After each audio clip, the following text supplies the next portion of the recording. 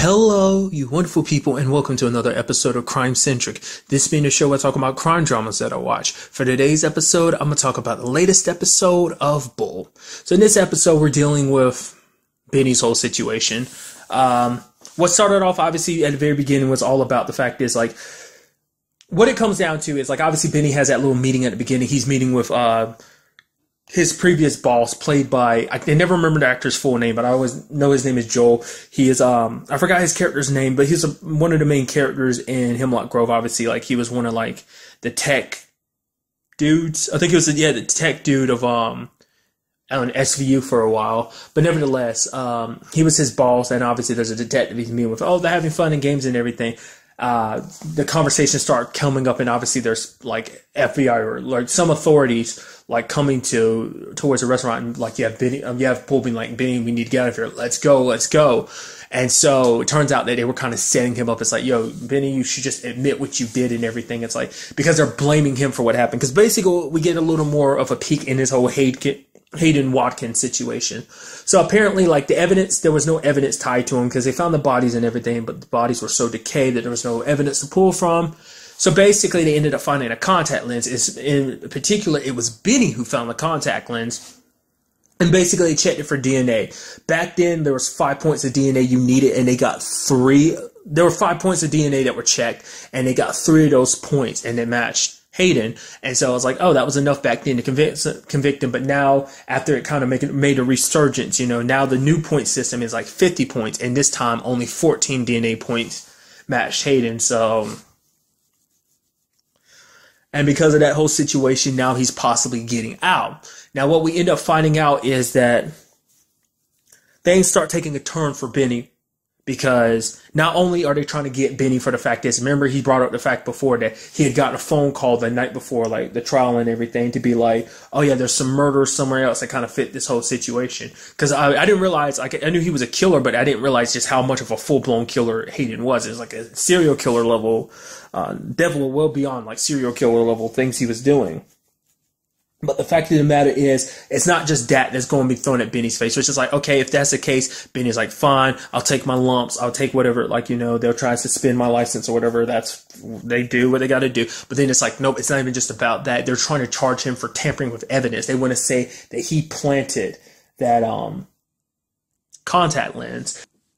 Now, what Bull says is that basically they're kind of throwing Benny to the wolves. That basically this new system would mean opening a lot of old cases and making it's like no one wants, a lot of these prosecutors and stuff don't want their old cases kind of reopened, because who's to say the DNA will match up, with this new 50 points, like, have to be matched up with the DNA and everything. So they're kind of throwing Benny to the wolves, because it's like, take him, like, if they turn this into a planted evidence thing, then it becomes a situation where it's like, oh, like, that doesn't turn into the whole DNA aspect. It's like, if he planted evidence, it just becomes that, and it doesn't lead to, like, a domino effect of, like, opening up cases of, like, oh, this and that, kind of undoing a lot of cases. And so for this case, Bull get to ask Marissa to kind of find someone who's at the top class, someone really powerful and good to help them, and ends up coming across a person named JB. At the time he thinks was a guy, but obviously we later on find out is a lady, played by Eliza Dushku. Now, if you don't, like, I mentioned this last episode, I was like, I caught a glimpse of her being in this episode. I was like, oh, that's so interesting. That's this, I feel like there was a third person, but I'm thinking not. She's the second person connected to Banshee that I saw in the show. Obviously, the first being,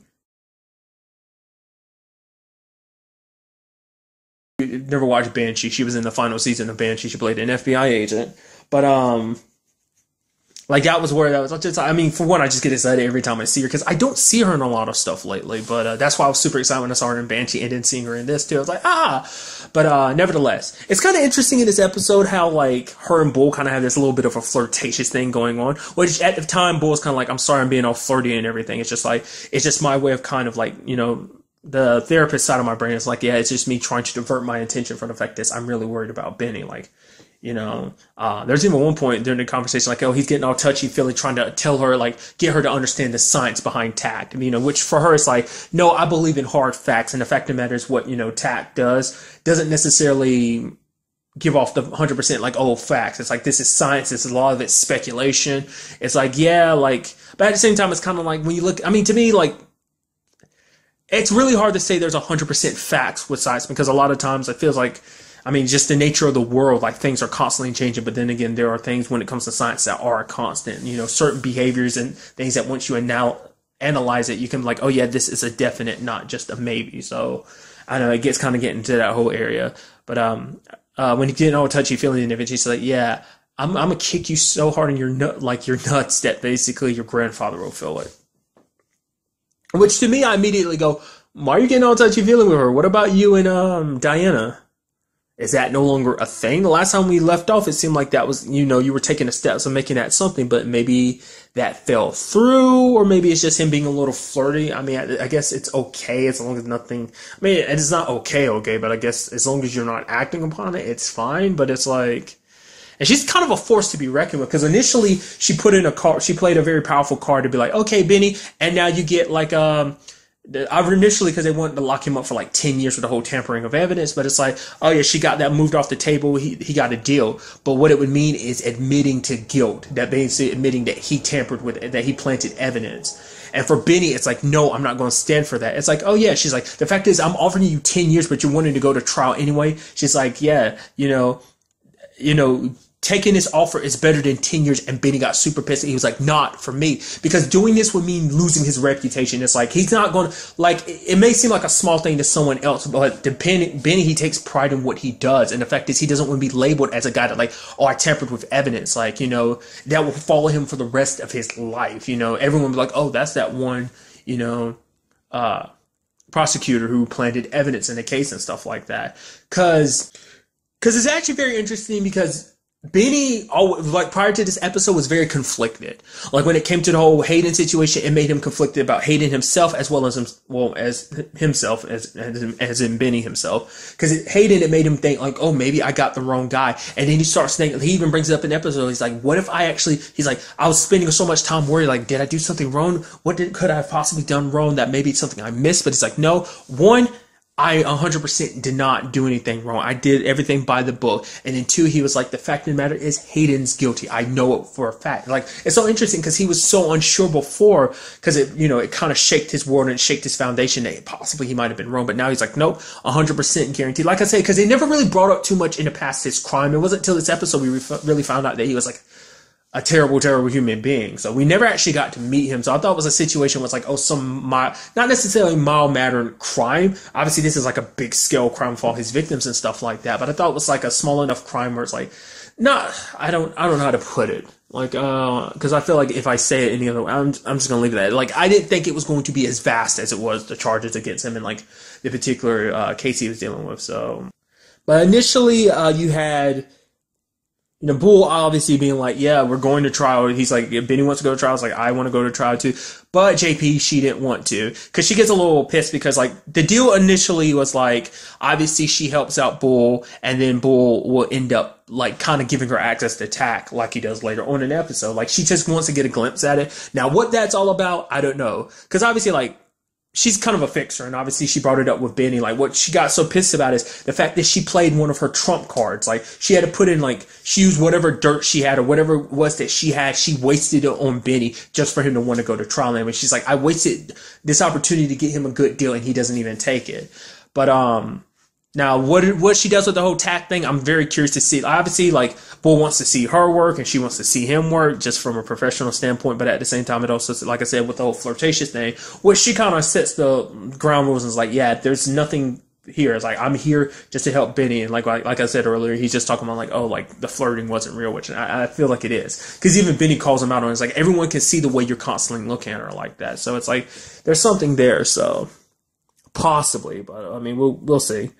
But initially she didn't want to take it, but Bull ended up making her kind of change her mind, because it's like, oh, the fact of the matter is, because at first Bull was like, yeah, we're no longer going to need your services. Like, well, you're cutting me free? It's like, no, you don't cut me free, I'm cutting you free. It's almost like, this almost sounds very petty of you. It makes you wonder, did Bull do that on purpose? But it's just kind of interesting. I wasn't expecting her to be retorting like that, because I guess for her, it's like, that's a big difference. It's like, you firing me. It's like, no, I quit as, your lawyer in this sense, because it's like, like I said, she wasted a good opportunity on Benny just for him not to take it. So, because the fact is, she brings it up, the fact that she's like, as a litigator, I'm at the top. I'm the top.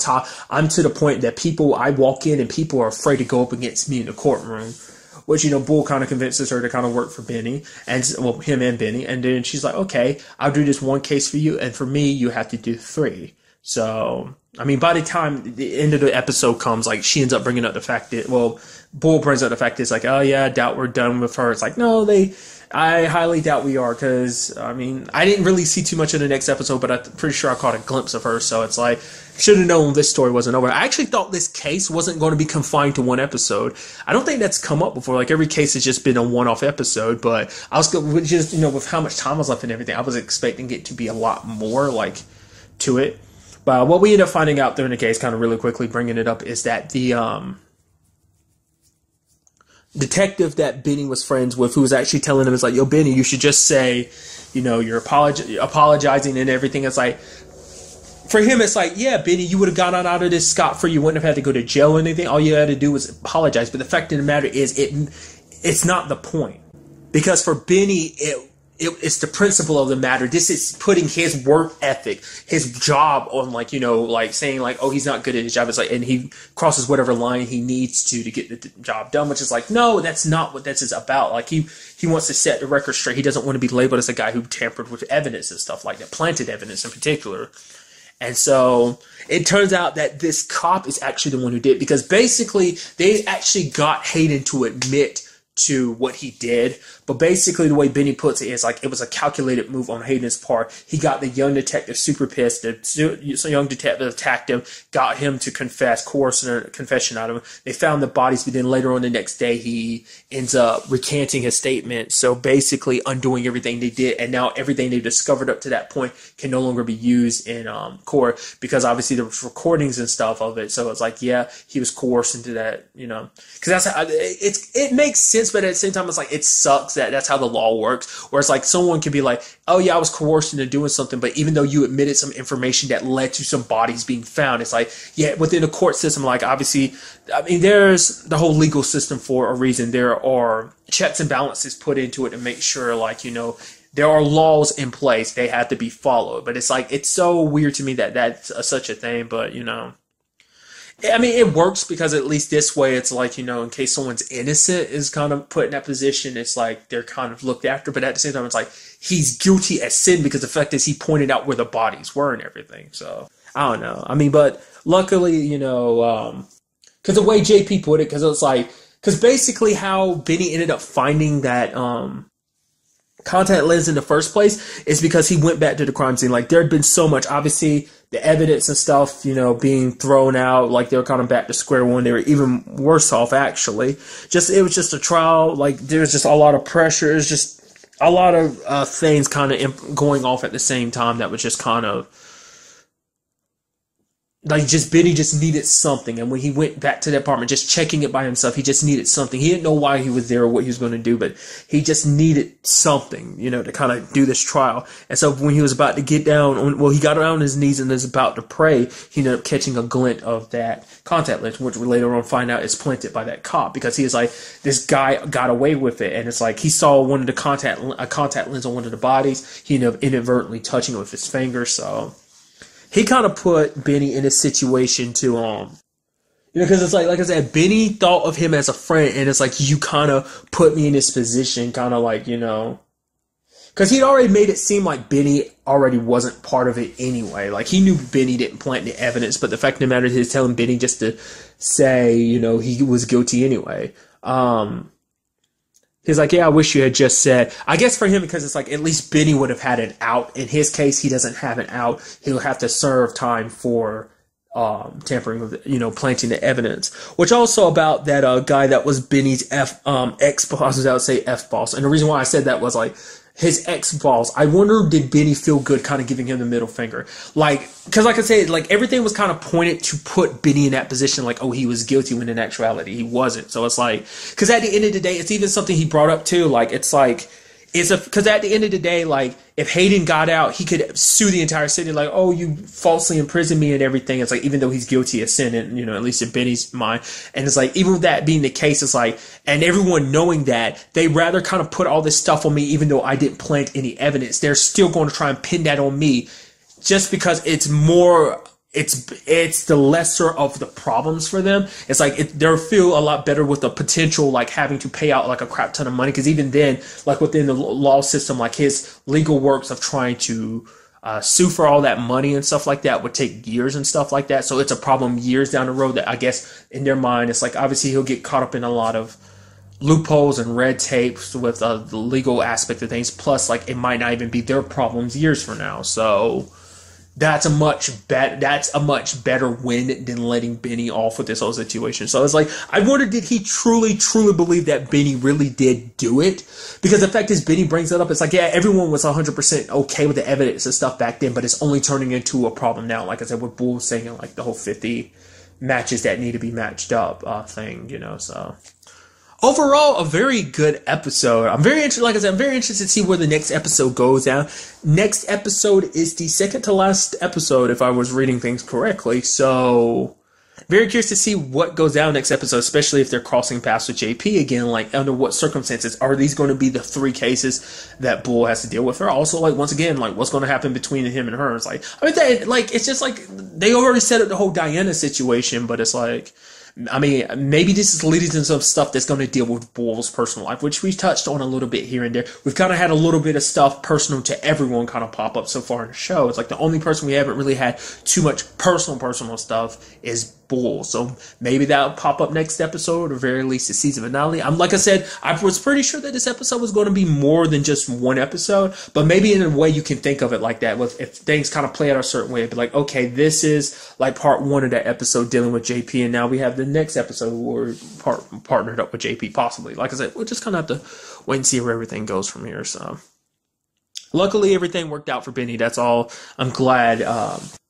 Like I said, I'm very surprised because this is the type of show where it's like there's no losing so far, which is like Bull hasn't always won. There have been times he's lost because obviously he's lost against Diana, but the fact of the matter is within the confines of the show, he hasn't lost. Luckily for him, he's always been on the right side of things. So, well, not always technically the right side, because there was that whole situation, I think it was from the Free Fall episode, where the lady he was representing, like her uncle was the actual killer.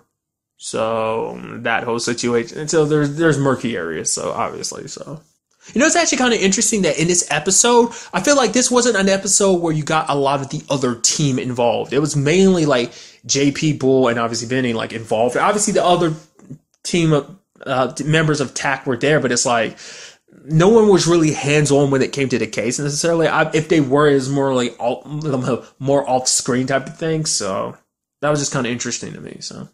But really, that's all I wanted to talk about in this episode. Till the next time we meet, be happy, be safe, live life to the fullest, and enjoy it. Good day and goodbye.